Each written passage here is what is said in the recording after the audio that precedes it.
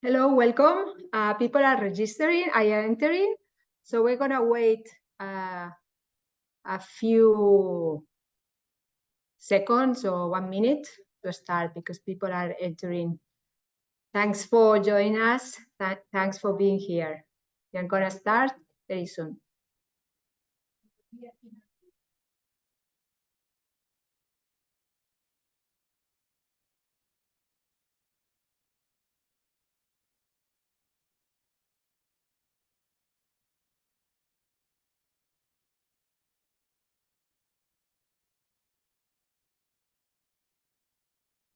Okay, so we're going to start with just a few words of introduction. My name is Judith Romera. I'm introducing this event in representation of Barcelona City Council. This webinar is a part of Barcelona International Welcome activities. This is a service by the city of Barcelona to facilitate the arrival, setting down of foreign people who come to live and work in our city. You can check our website, Barcelona International Welcome, that has a lot of information and resources for people moving to Barcelona. And also we organize events, activities all year round, and today's is an example. If you want to participate in other events, you can follow us in our social media or on the monthly newsletter. And also we have a big event after summer, the International Community Day, that this year is gonna take place on Saturday, 28th September. So mark your agenda because it's a nice way to connect to other people and to learn a lot about Barcelona. Well, today we have a amazing to discuss taxes. I think everybody likes a lot taxes because in fact this event is quite successful. Every year there's a lot of interest. Well, of course I'm ironic. Anybody likes paying taxes, but we need to know. And we are very glad to count on a company, Clef and Vera, which is an international law firm based in Barcelona, specialized in all kind of legal needs for international customers. They work with different individuals, companies, startups, and they cover business setup and investment, immigration, real estate, family law. So it covers basically all the legal needs. But today, I'm gonna talk about taxes, personal taxes, basically income, but other taxes will be covered. I'm glad to introduce the two representatives of this company. First, Anna Klestova. She is the managing director of the company. She has more than 20 years of legal practice in international law, and although she has studied in other countries also, she's a certified lawyer of the Bar Association of Barcelona. She's not really an expert on taxes, but she's here because she knows a lot about immigration procedures, investment transactions, and business setup. So she will be an expert also for the Q&A at the end. So the real speaker today is the tax expert of the Clef and Vera, which is Sergi Garcés. And she's a local by birth. Anna is by adoption, and she is Universitat Autònoma de Barcelona, and she has also a master's degree from ESADE Business School. Well, she's an expert on taxes for residents and non-residents. So we are not talking that much. They have prepared a presentation, and at the end, of course, there will be time for questions and answers. We kindly ask you to write down in the Q&A section, better than the chat. So we keep chat if you want to comment something. And that's it. I pass the word to Sergi, and thanks so much for your participation here. All right, and Judith, thank you for the introduction and thank you for the opportunity to comment an amazing topic, which is the Spanish taxes.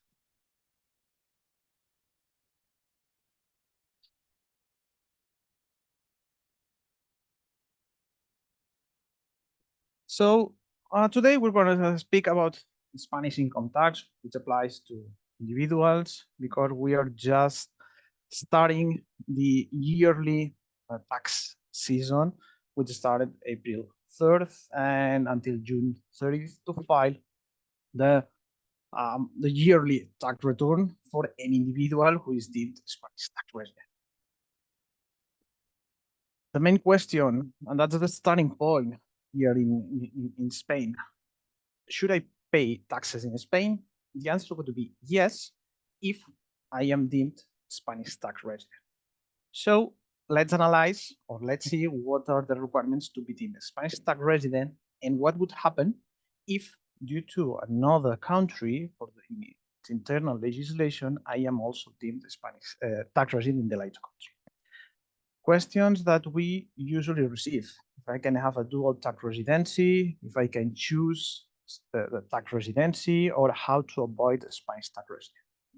All these questions should be analyzed at first with the Article 9.1 of the Spanish income tax law, which sets 4 conditions by any of them you could be deemed Spanish tax resident. The most well known is the 183-day rule. If you spend over 183 days during the calendar year, that is from January 1st till December 31st, you could be deemed Spanish tax resident. What happens if I stay in Spain less than 183 days? So you can also be deemed Spanish tax resident if you cannot provide a tax residency certificate of another country. That's so-called, in the Spanish income tax law, it is understood as sporadic absence. That is to prevent that business trips or holidays that leads to an individual to be less than 183 days not paying taxes in Spain. Number 3, if in Spain the individual has the center of economic interest or main wealth is in Spain.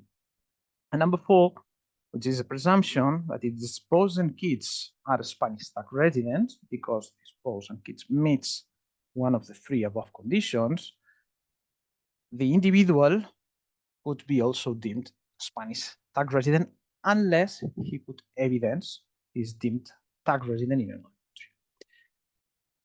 Question that we usually receive: how to prove that I'm tax resident in another country? Tax residency certificate. That's a document issued by the foreign tax office that it states the individual is tax resident. And the most important one, under the double tax convention, the double tax treaty between Spain and the later country. Why is important? Because in case of another country and the stand individual is deemed tax resident following its domestic tax laws, we have a conflict of tax residency. And if there's a double tax convention between Spain and the later country, and the individual can have a tax certificate in the later country, to resolve this potential tax residency controversial, you should follow the tiebreaker rules set in the double tax convention, in Article 4. These tiebreaker rules are sequential. That is, if I'm the tax resident in both countries, I would be tax resident in the country where I have a permanent home and at my disposal. What is understood permanent home? So it is you own a property which is empty, that means it's not rented out in the later country, or you have a long-term rental, or you have any other type of right to use and enjoy a property in another country on a long term. So a hotel room, even though it's at your disposal, it's not deemed a permanent home. Or a home for studies, so that it's a short-term rental agreement, that it's less than a year. So that's not a permanent home.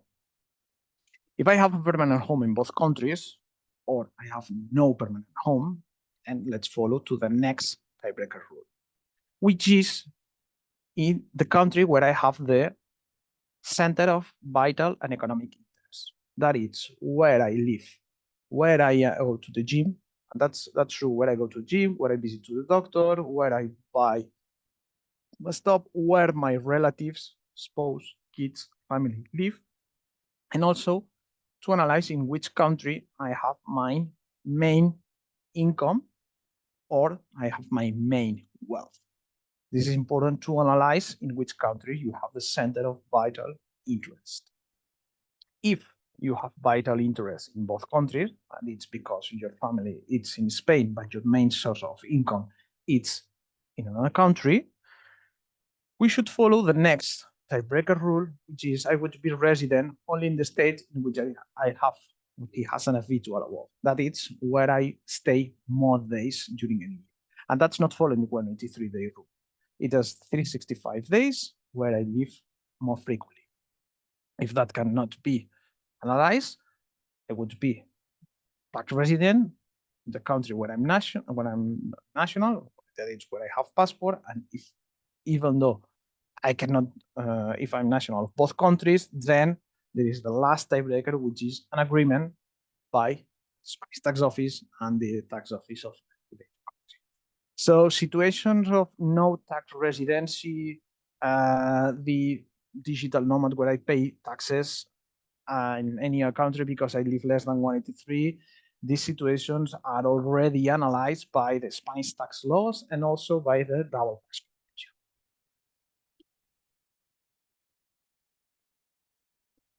All right, we following the double tax convention and the Spanish income tax law, we understand that I am Spanish tax resident. So what are my Spanish tax obligations as individual?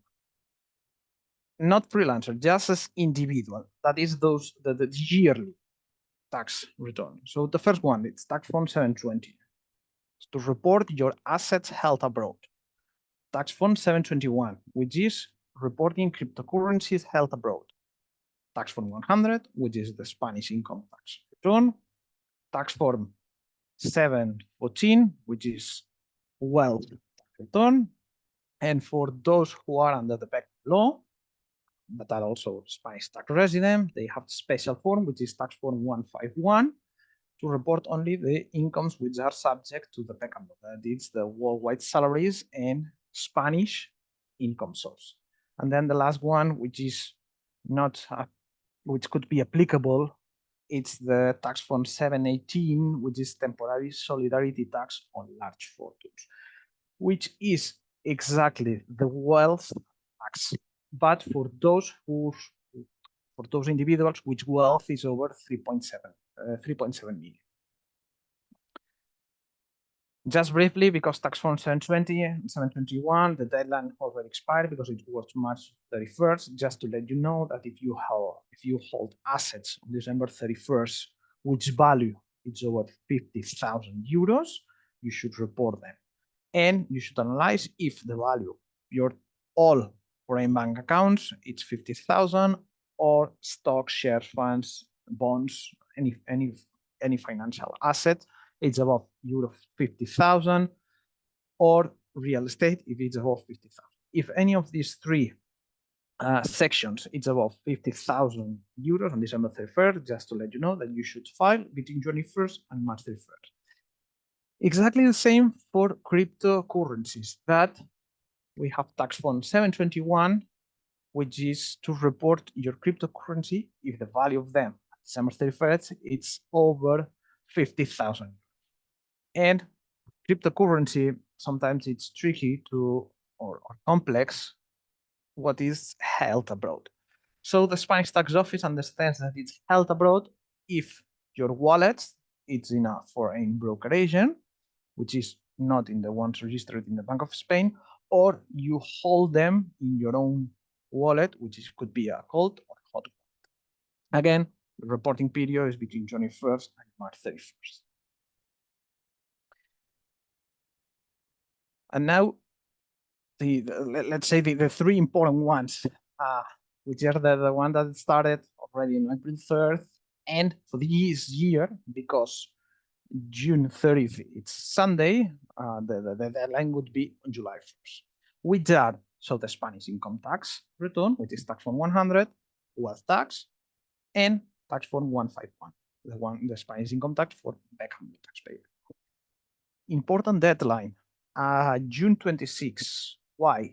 Because that on June 26, it's the deadline to direct debit any tax liability to be paid. And then automatically would be collected by the Spanish tax office on your bank account on July 1st. What happens if there's a tax liability and I pay on the and I file on the 27th, 28th, or even on July 1st? So you can pay manually through your online bank. It should be a Spanish bank, the two regular ones, or you can pay directly also in any bank branch. But the most comfortable for everybody, even for us, that we really appreciate, it's to file them by direct debit. What should I report on the Spanish income tax? So the Spanish income tax, it's based on your worldwide incomes. So that it's any income you receive in any other country. Doesn't matter if it's paid in Spain or in another country. The important one is if you have a right to receive that income. And by right, it's by any legal relationship. Then these incomes are divided into two sections. And then into these two sections, they are divided into different categories that we would analyze and we would comment later. So which are the two sections, which is the general tax base and the savings?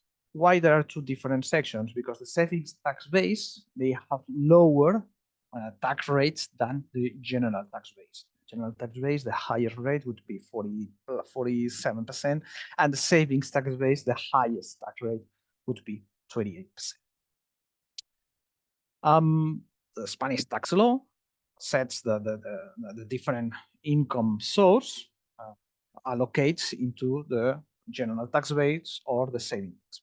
So in the general tax base, that would be salary and pensions and alimony, real estate, and self-employee incomes.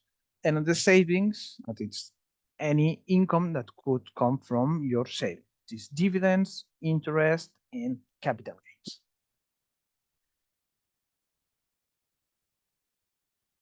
All individuals, all Spanish tax residents should file their income tax return. Well, there's minimum threshold. So if you receive a salary, pension, or alimony, if it's above 22,000, you should file. If I receive two different salaries, let's say because I have two employees during the year, I have two jobs, then the threshold would be reduced to 15,000. If I receive only dividends, interest, or capital gains, 1,600. That it's yearly, and we are talking always gross amounts. And dividends interest, if they're subject to withholding, that it's the payer of them withholds part of these incomes.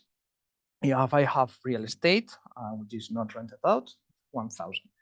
Any other income which is above 1,000 would lead to a Spanish tax income filing. So that it's salary, pension, alimony above 1,000, dividends, interest, and real estate incomes above 1,000, capital gains above 1,000, and if I register a loss, for the minimum amount of 500 euros. So in these situations, I should file a Spanish income tax. And what I should report. So within the general tax base, the first category, the first section is salary, alimony, and pensions. So individuals report their worldwide salaries, alimony, pensions, unemployment benefits, dismissal compensations, either in cash or in kind, and you can offset the social security paid in Spain or in another country, and only in another country if it's mandatory due to the internal regulations. Contributions to unions and contributions to professional associations, and or legal fees in case of an employment dispute resolution. Salaries could be exempt up to 60,100 euro if you provide the work abroad under a specific condition, which is a so-called 7E regime. And frequent question that we receive is, what happens if I receive a salary from a foreign country? I'm entitled to apply a foreign tax credit? Yes, no. So let's analyze first what is the rule under the tax convention of the OECD, because that's the law, which is an international law, to set which country has the right to tax that income. So foreign country could tax that salary only on the part of the employment provided physically in that country. So if the individual, that it's really common after the COVID-19, provides a service from Spain for a foreign employer, theoretically, and following the model tax convention of the OECD, that salary should be not taxed in the later country because it should be taxed in Spain only. What would happen if the company is not aware of that rule and apply a withholding tax or a payroll tax in the later country? So unfortunately, because the company is not following the regulation of the Article 15 of the Model Tax Convention, that amount cannot be claimed in Spain as a foreign tax credit. Could be the only alternative to prevent a double taxation would be to apply for a refund in the employer country, which we understand that might be complex, but the Spanish tax office, courts, and the general director of taxation are really clear in this regard. Over the salary or the taxable income, which is salary, alimony, dismissal compensation, you can apply some exemptions and also an allowance up to 2,000 euros, which is automatically applied when you are filing your tax return. And it could be higher in case you are unemployed or you have any disability. And for low salaries, which is between 19,700 and to 6,500, you could apply an additional allowance to reduce the taxable salary. Mostly these allowances are automatically applied in your tax return. Next section, self-employee incomes. So an individual that is the freelancer in Spain or in another country, self-employee or even contractor, because contractor in Spain is the self-employee, should report in Spain worldwide incomes, any subsidy or run, less expense. Frequent question that we have: what are the expense? What can I offset in Spain? That's tricky and very controversial situation, because there's in the Spanish tax law, there's not a detailed list of expense that you could offset. The definition is quite wider. This is any expense that is exclusively linked to the business. Exclusively linked to the business, that is, that it cannot be understood that you are using that expense for a private situation or for a private need. And also, that's a must, registration in the accounting books of any self-employee or any freelancer, and the invoice. By invoice, it's the document that states who is the supplier, the name of the supplier, and the client, so that it's your name. So a receipt, which is just a simplified invoice where it states only the name of the supplier, it's not a valid document to offset an expense. I'm saying that it's not a valid document because that's the criteria of the Spanish tax office. Courts, they are reluctant, and they accept in some cases receipt, in some cases, but at the very first, we are following the criteria of the Spanish tax office. We are frequently rejecting receipts. Important, highly recommended. The statutes of limitation, that is the period while the Spanish tax office would review any tax return, is 4 years. So it's important to save all invoice accounting books 4 years as of filing the tax return. That is 4 years as of June 30. There are specific expense, which there are other requirements set in the law, which is bad debts. So there's an unfortunate situation that the client is not paying the invoice, you should report it. But then after 6 months of this unfortunate situation, you can offset the expense. And special attention to the VAT. So you can apply for a refund of the VAT if you already paid the VAT of an invoice which is not paid. Depreciation, you can apply a depreciation on the assets if the purchase price of the assets is over 300 euros, following the depreciation rates, which are set on the corporate income tax law. Frequent question, meals and accommodations. Can I offset? The answer is yes, but should be linked to business days, and outside of the work and tax domicile city. That is, if you live in Spain and in Barcelona and you work in Barcelona, these meals and accommodations should be outside Barcelona and during business days and business hours, with a limit of 26 euros per day, the meal and accommodation is inside of Spain, or 48 if it's outside of Spain. Must be paid by the electronic means. Highly recommended the invoice, and highly recommending have an additional document, which is to have the email or any communication of the client that states or to evidence that this is a meal or accommodation, that is a business trip linked to your business. Health insurance, which is your private health insurance, you can offset up to 500 euros per taxpayer, and if within the health insurance spouse and kids it's also included, you can offset additional 500 euros for the spouse and 500 euros for each kid. If you work from home, you can offset 30% general expense of the home on the proportion between the total square meters of your home and the square meter used to work. That is the room that is deemed your office. Why is 30%? Because that is understood the working hours over the total hours of the year. That is a criteria set in the law, and we are following. Practically, this the working from home is a very, very low expense, but at least that it's peaceful and it's approved by the Spanish tax office. What we are facing on audits, what we are facing on the tax office. So expense linked to a car, motor.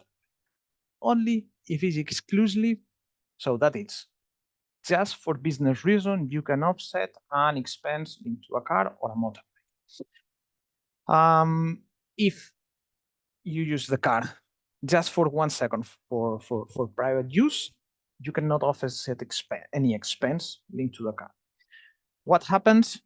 Question that we have. What happens if I use a car and I would like to offset toll parking expense because I visit a client outside Barcelona or outside my city? Yes, you could offset if you could evidence that that trip was for business reasons. Expenses registered with a receipt or payment document, these are not accepted by the Spanish tax office. And again, courts might accept if we can prove that it's linked to the business.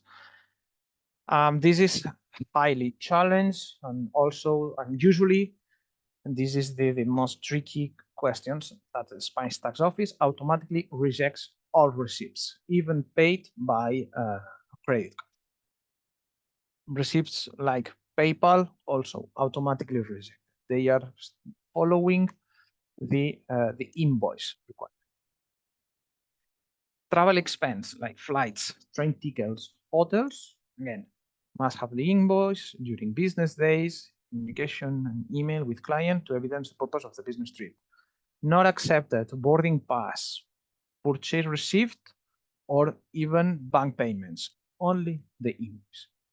And the last one, which is that it's reviewed, highly reviewed, client attention. That is, I invite a client to a lunch, a supplier for a business lunch or a gift, so that you can offset with a limit of 1% of your net profit. By net profit, it's income less expense. Easy, right?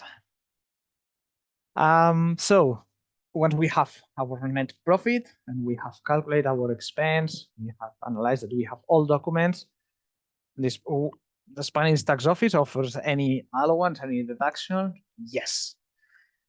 We have an additional allowance of 7% of the net profit, but limited to 2,000 euros. That it's exactly the same for the salary unlimited. That there was an allowance of 2,000 euros. So this is also included for the self-employee. And if you start and you are encouraged to start an activity in Spain as a freelancer, just let you know that the first 2 profitable years, you would report only 80% of your net profit. That is, the 20% of your net profit, it's exempt. That exemption is limited to 20,000. Situations we are having with the Spanish tax office. What happens if first year it's profitable, second year I register a loss, and third year it's profit? So the Spanish tax office now is understanding that only the first tax year you can apply the exemption of 20%, and because the law says 2 first profitable year, it should be understood that the second year, it's the year that you are entitled to apply the 20%, regardless there's a loss or there's a profit. That's pending a judgment, and we're waiting for a clear analysis or a clear situation. A small tip: if you are planning to start an activity November, perhaps October, perhaps it is worth to start or delay your activity on January, and then maximize the 20%. Third category, which is included on the general tax base, which is real estate incomes. So if you own a property, worldwide property, and you receive any income from that property because it's rented out, long, short, or even touristic rental, or any other right, you should report it in Spain following the worldwide income rule. Less expense. In this section, the law, again, it says any expense that it is linked to the rent. But it's, hopefully the Spanish the income tax law sets specific expense that are linked to the rental, which is interest, repairs, taxes, bad debts, service linked to the property, real estate agent, lawyer, accountant, and depreciation. If the property is not rented out during the year, general expense should be applied in proportion of the number of days rented out. Over the profit, that is income less expense, you, on the landlords, can apply a discount over the profit if only it's a dwelling and under a long-term rental agreement. Long-term rental agreement plus 1 year. That could be up to 90% condition, and the lowest it's 50%. Again, save the invoice, which are the most important. If you hold a real estate which is not rented out, the Spanish tax law understand that it accrues a deemed income, which is 1.1% of the cadastral value, which is set by the cadastre, or up to 2% if the cadastral value is not reviewed, or 2% of 50% of the purchase price if the property has no cadastral. Next section, which is savings, we're talking about dividends and interest. Dividend, what is the dividend? So any income you are received from a share, which can be in cash or in kind. And when in kind, what can be? So this is a service or receiving an asset from a company you own without consideration. This is the definition of dividend. It can be in cash, so that it's easy. Interest from lending money to third parties or bonds, and you can deduct the administration deposit expense of the bank. management expense of a portfolio? No. The last category, which is capital gains, which is any income that it cannot be included in any other of the previous categories in regard to capital gain. And usually, which is the difference between sale price and the purchase price, adjusting with expense and taxes strictly linked to the sale or to the purchase.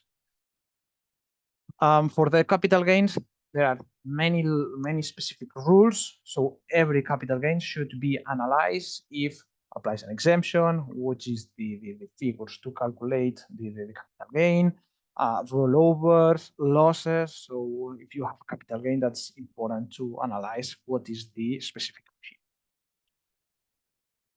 So we have general savings tax base. So the law understands that part of that amount it's for your daily or your yearly expense. So it's not much, but at least it's a few euros. So there's a general, and this is applied automatically. Just to let you know that you can adjust 5,500 per taxpayer, and if you have kids, that amount would be higher. Also, if your age is over 65, that amount would be again higher. If you pay an alimony, you can also adjust your tax base. And if you contribute to pension plans, you can also adjust your tax base. After analyzing your tax base, less the minimum or the family or private situation, less allowance, blah, blah. What's the tax rate? So for the general tax base, that's it can be up to 49%, which means that from 0 euros to 12,000, that amount is taxed 19%, which is 2,365.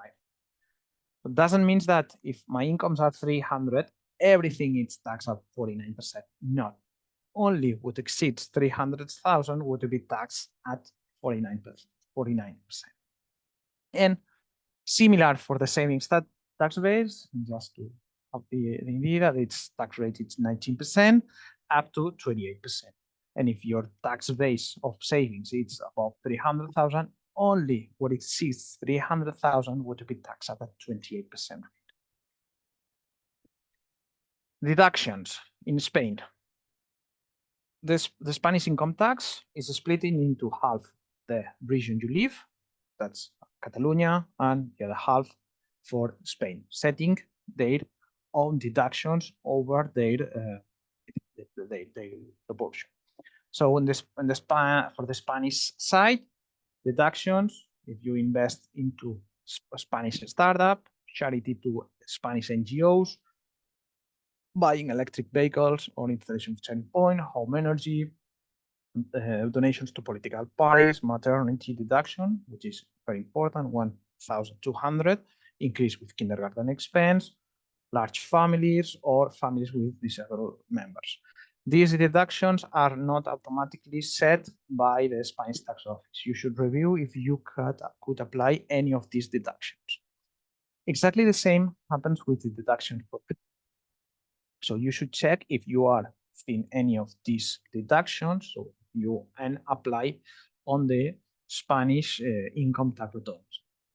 €1, 150 for the birth or adoption of a child, for renting your main residence as a tenant. You could apply at 10% of the yearly rent with strict and specific requirements. Payment of interest on loans for masters or PhD, donations to entities that permit the use of Catalan or Occitan language, rehabilitation of the main residence, which is linked to energy savings, investment by business angels also, or if you have two salaries, you can apply also a small deduction. And if you receive a foreign income and it is taxed abroad, what happens to prevent the double taxation? Would I pay twice, that it's in Spain and the other country? No, the answer is no. Number one, check the double tax convention. If the tax paid in the later country, it's correct. That is, the other country has the right to tax that income. If the answer is yes, then you can apply a forex tax credit in Spain, which would amount the lowest between the taxes paid abroad and the taxes paid in Spain corresponding to the foreign income. Usually, what we find, what are the taxes, the salary, real estate, dividends, and interest. These are the most frequent foreign tax credits we are applying in our clients' tax returns. But important, before reporting foreign tax credit, it should be paid. That it's paid in the later country. If it's a withholding, that's fine, but it is just an estimate of taxes, or like in the US, it's a withholding subject to the yearly tax return in the US, that it's not deemed paid abroad. Only paid that it is with the tax return filed in the later country. Another question that we usually have: should I file a joint return or individual? Is it worth a joint return if I'm married? The answer in Spain is it is only worth to file a joint return if one of these bonds receive almost no incomes. Why? Because if you file a joint return, you are combining both incomes, and then the tax rate would be over the combined incomes, which is leading to a higher rate. So usually it's not the best option in Spain, but again, it should be analyzed case by case.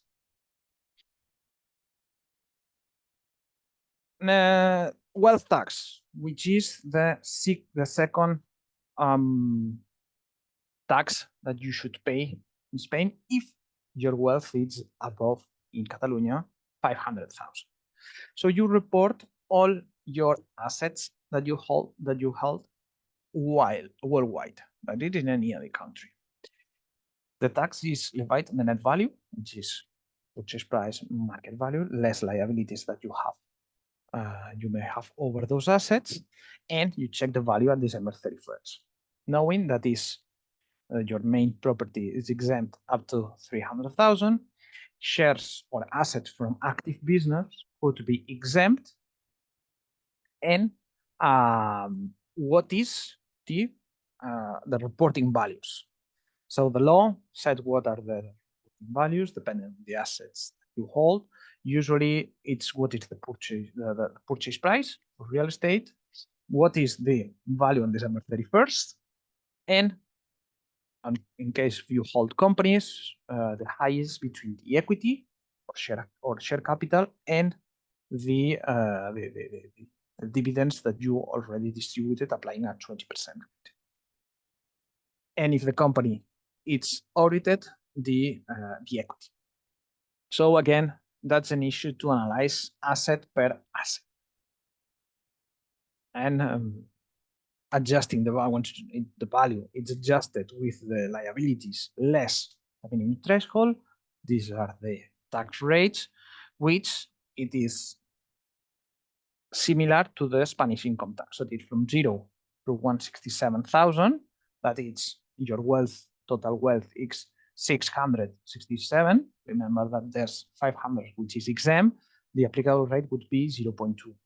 What exceeds from 167 or 334, the rate would be 0.3. Important to check if you can apply the tax shield to limit the tax liability of the wealth tax up to 80% if you have low incomes. And that's part of the tax planning that should be done during the year to prevent any unfortunate surprise on the wealth tax. Remember that it's worldwide wealth. Individuals who are under the special tax regime applicable to workers, employees, entrepreneurs relocated to Spain, so-called the Beckham law regime, they have a specific tax form reporting their worldwide salary, any Spanish income source, with tax form 151. For the worldwide salary, it is the gross. So you cannot offset any expense. You cannot apply any allowance. always the incomes you are reporting are over the gross. What is Spanish income? So it is a dividend from a Spanish company, interest from a Spanish loan agreement or from a Spanish bond, income from a Spanish real estate, or any capital gain from a Spanish asset or a Spanish right. Only deductions that you can apply is to charity and foreign tax credit.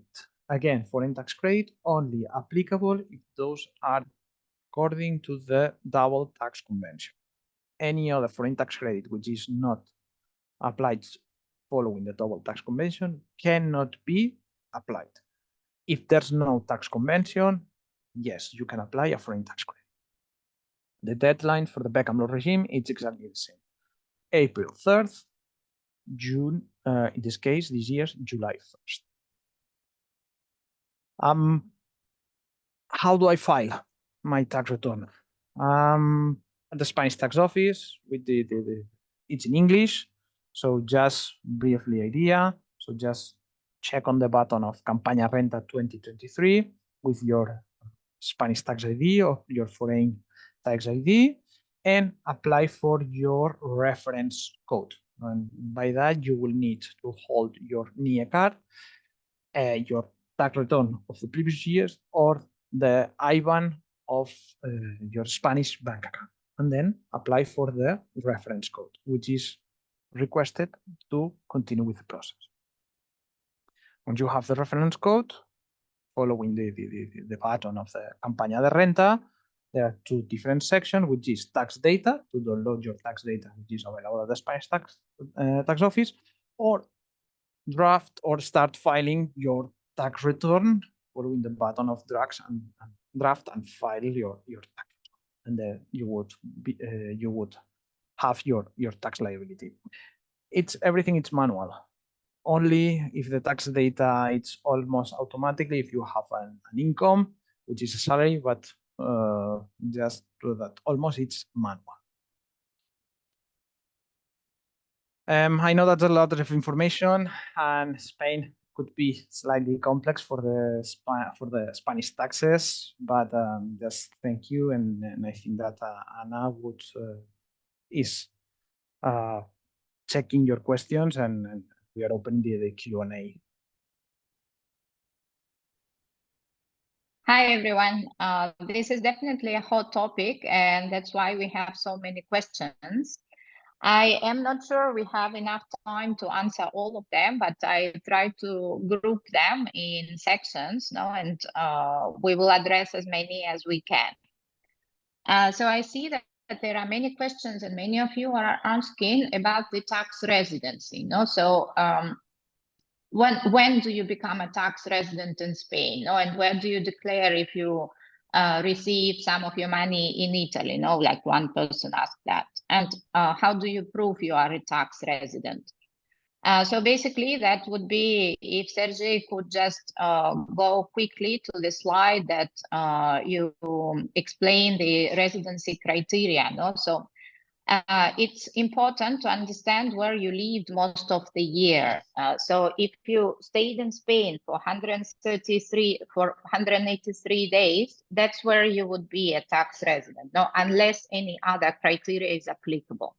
And generally what happens is this matter is the one that creates many questions and doubts and different interpretations. So again, it's not always easy to answer questions before studying them individually. So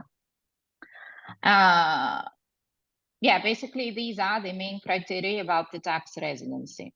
And how you can prove that you are a tax resident in one country or the other, if you want to apply the double taxation treaty, is by applying for a tax residency certificate in the tax office. You would need to request it in the tax office where you are a tax resident. And the question about, and of course, if you are a tax resident in the country, this is where in Spain you would need to declare your foreign assets abroad, as also Sergio mentioned before. So there was a question that if you need to declare a Spanish a bank account if you have it, even if you have it in the with other. Let me find. Perhaps we could just start from up and going slightly down. Spain for the tax residency different than there's countries which they have part of the year tax residency. So let's say that if you live from January to March in Switzerland, you are deemed tax resident in Switzerland for these 3 months. Spain, no. Spain, you are deemed tax resident from January 1st till December 31st if you meet any of these 4 situations. Regarding assets abroad, Shira is asking if assets abroad include pension savings. Good question. That's case by case. General rule, EU pension plans, not reportable. Non-EU pension plans, reportable on tax form 720 and also on the wealth tax. But again, pension plans, if they are non-EU, these are complex and it should be analyzed case by case because how they are set and the regulations are different from the Spanish ones. We have several questions about the Beckham law. No? So Goraf is asking after what salary is applicable, usually the Beckham law becomes attractive. No? So it's a good question, and generally it's said that after 60,000 that it's become even and goes up. Correct. That's when do Sorry, Anna. Go ahead, please. Yeah, go ahead, Sergio. Yeah, that's when we are advising on a potential Beckham law, that's the question that we usually have, or that's part of the information which is not available on the internet. So an idea. If you have only one income and it is one salary and it is less than 60,000, it is worth to become Spanish tax resident.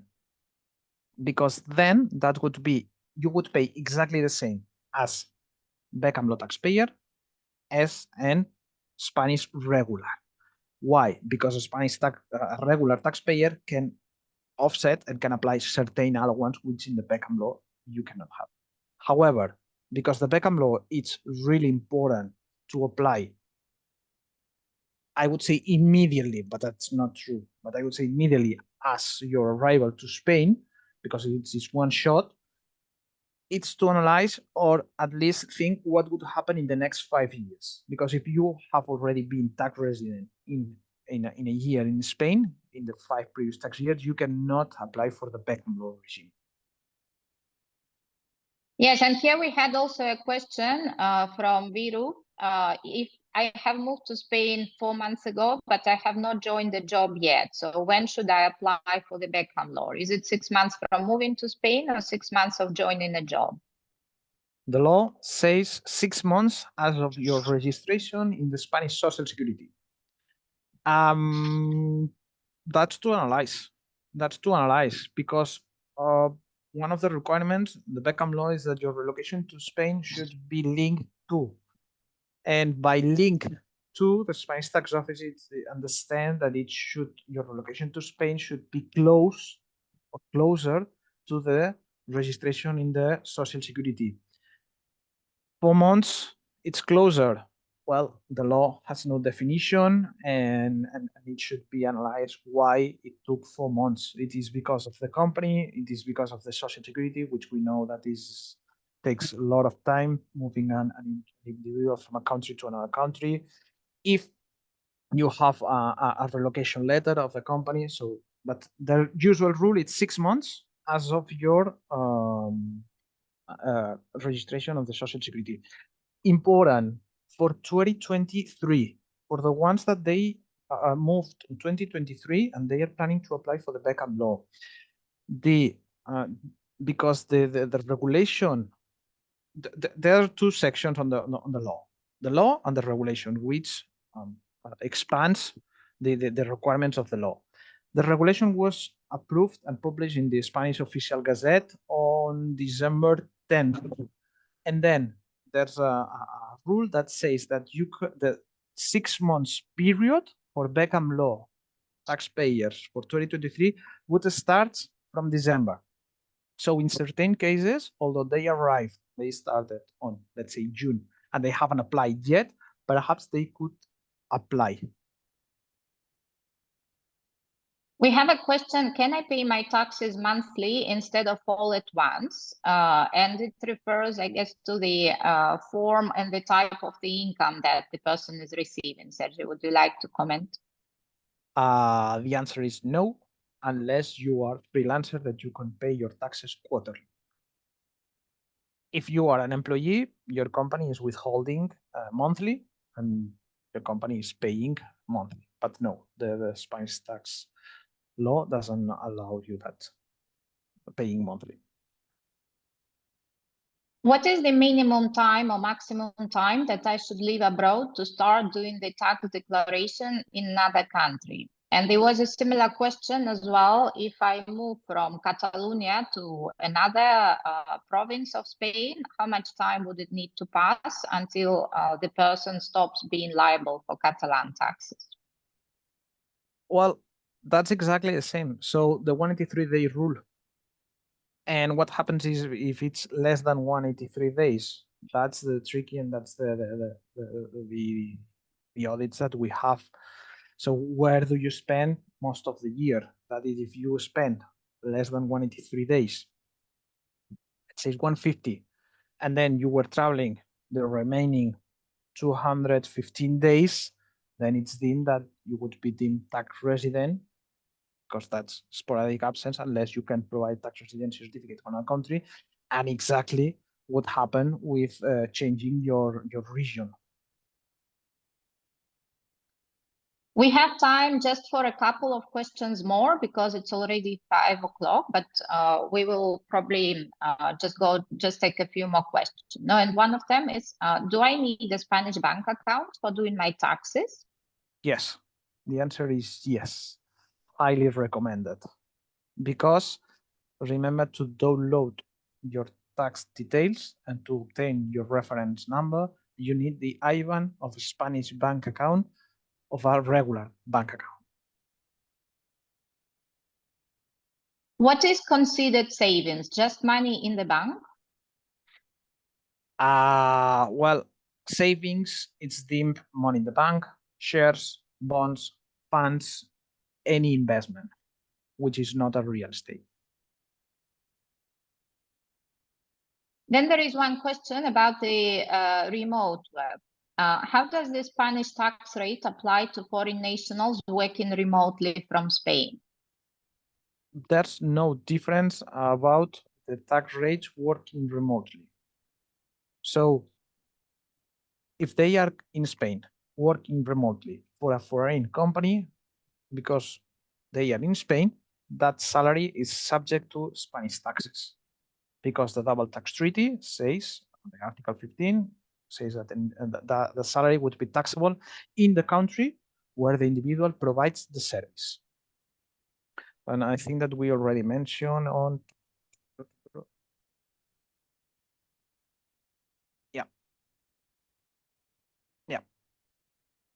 Yeah, salary should be taxable in the country. So, and then it's when it starts the tricky one, which is if the employer applied a payroll tax on the other country, what happens? Will I fall under the double taxation? Yes, these situations are common, but yes, there's no remote workers, special tax regime, nothing. The only alternative is the Beckham law, which is 24% rate fixed over worldwide salary. Then there are some students asking, what happens with the master loans for studying? Does it apply to a loan given by a bank in Spain or any loan? And this person has a loan in one country in Latin America. Is it possible to offset those loan interests? That's a good question, and that should be to analyze, because Usually, the Spanish tax office has this information available because the Spanish banks reports they are granting a loan for a specific purpose, and if you apply a deduction, and the Spanish tax office has no information about that deduction, then it could be reviewed. I'm a tax resident in Spain. Do I need to pay tax if I sell real estate property in another country? The answer is That's an easy answer. That's an easy answer. Indeed, it's yes in Spain and yes in another country. For real estate, the model tax convention of the OECD sets there's a specific article for real estate by which you would pay taxes in the country where the real estate is. So then, because you should pay taxes where the real estate is, you should pay again in Spain on the savings tax base, that is capital gain. And then you have the right to offset the taxes paid abroad once these taxes are paid. Again, remember, that's important to be paid, not self-assessed, not an estimate or withheld. No, it should be paid.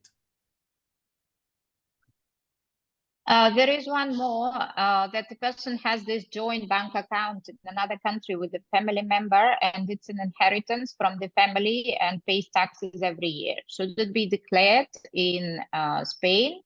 I guess we also had an answer in the PowerPoint. If the bank account balance is over 50,000, it should be declared. Does it apply for the total balance or the share of each family member?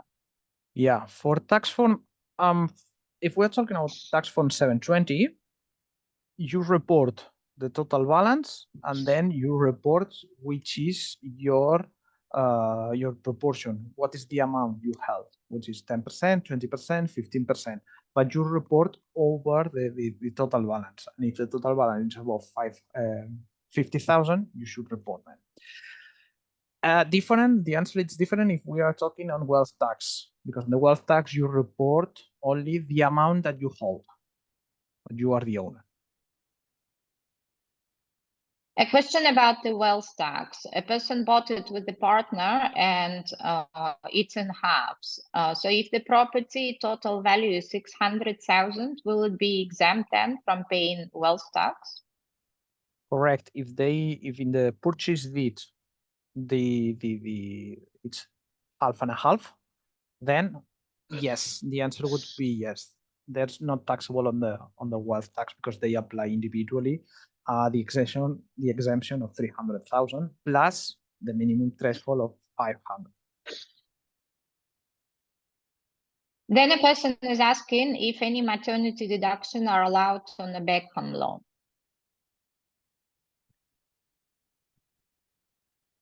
That's very good question, and we have cases about this. I think that the Spanish tax office, they are strict and they are following that the deduction of the maternity, it's not applicable for Beckham law. But we understand that this is against of the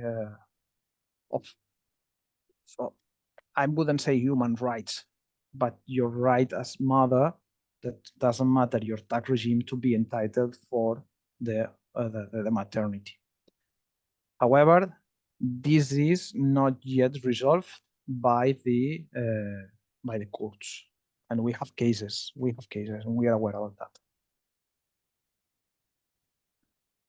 There are really very many interesting questions, and we will not have time to answer all of them. No? So we will try to do our best to write to you the answers afterwards.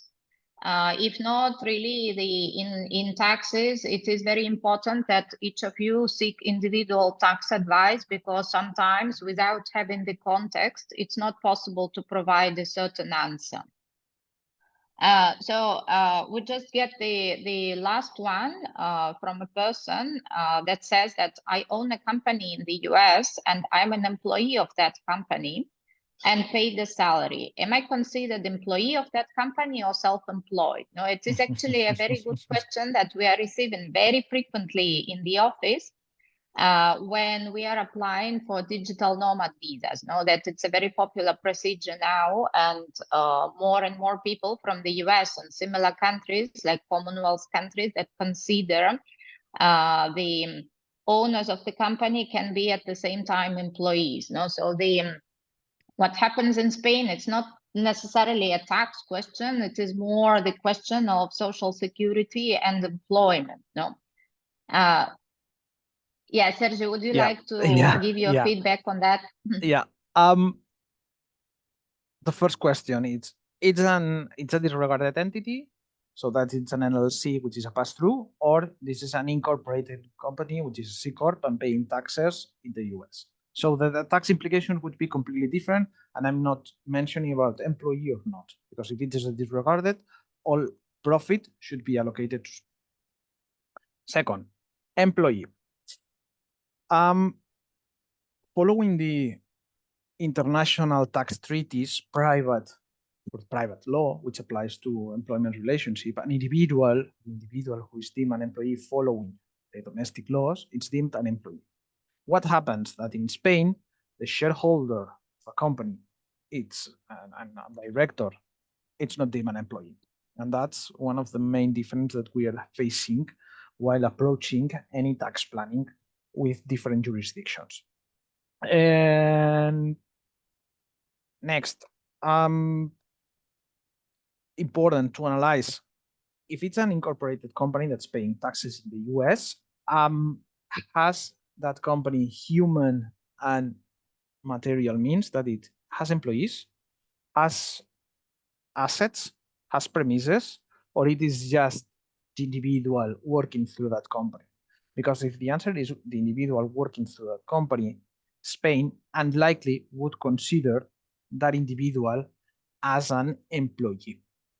And that would be a freelancer working through a company. And it has different tax implications, but this is very tricky, and we are facing daily this question. Well, I'm afraid we will have to end our presentation here because we are a bit late. And thank you, everybody, for participating and for asking questions. And so many of them are so interesting that unfortunately it's very hard to answer all in 1 hour. It is important, as I mentioned, to seek individual advice if you have doubts regarding your tax residency status, especially. So you will receive the copy of the presentation, and you will have our contact details in case you want to clarify anything that you haven't received your answer. And we wish you all the best with your tax filing. And if you have any questions, do let us know. And thank you for joining the webinar of International Welcome Desk, that they are doing a great job for international community here. Yeah, and if you want to repeat the explanation, we will send the copy of the presentation and also the record, the link for the record session. So thank you so much for all attendees, and hope to see you in the next event of Barcelona International Welcome. Thanks so much. Thank you, Judith. Thank you, everyone. Bye-bye. Bye, everyone. Thank you.